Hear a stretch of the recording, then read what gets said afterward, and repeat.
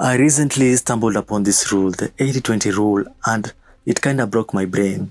Basically, it says 80% of results come from just 20% of effort, meaning most of what we do doesn't even matter, only a small percentage of actions actually create success.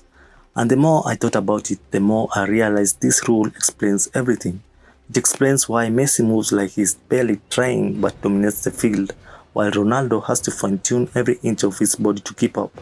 It explains why some people study half as much but still ace the test while others burn out with barely passing grades. And in anime, this rule is embodied perfectly by guys like Nagi from Blue Lock, Kenma from Haikyuu, and Ken Takakura from Dandadan. These are the characters who prove that effort alone doesn't guarantee success. If anything, overachievers are playing life on hard mode while these guys just exist and still win. You ever notice how some people barely seem to try, but everything just clicks for them? Like, we're out here grinding, putting in the hours, breaking our backs, and then there's that guy, the one who strolls in, shrugs, and somehow still wins. That's exactly what Nagi is. Before soccer, dude wasn't out on the field perfecting his craft. He was lying in bed, glued to his phone, completely unbothered by life. If Rio hadn't dragged him out, he would have never even touched a ball.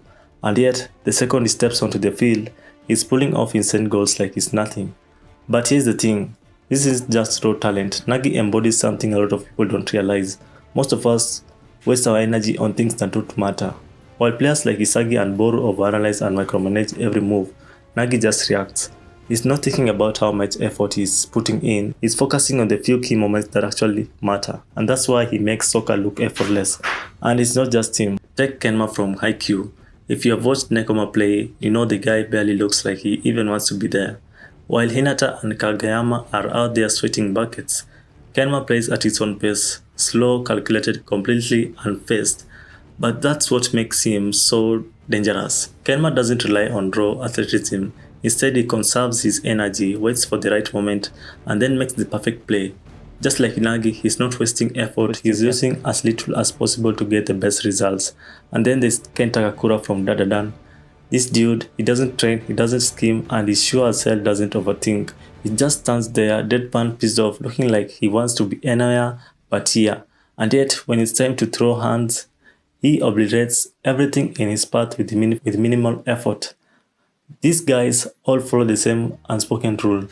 They don't chase the game comes to them. And this is why overachievers struggle against people like Nagi, Kenma, and Ken Takakura. Hard work is important, don't get me wrong, but if you are pouring 100% effort into everything, you are burning yourself out before the real challenge even starts. The smartest players, and even in real life, the smartest people don't grind harder, they grind smarter. They figure out the 20% of effort that brings 80% of the results, and they focus on that. That's why Nagi doesn't need to train like Hisagi, why Kenma doesn't need to move like Hinata, and why Ken Takakura doesn't need to overthink a fight. At the end of the day, the real winners aren't the ones who work the hardest, they're the ones who make it look easy. So if you ever feel like you're trying way too hard and still getting outclassed, maybe it's time to stop working more and start working less, but better. Because sometimes the guys who don't even look like they care are the ones who actually win.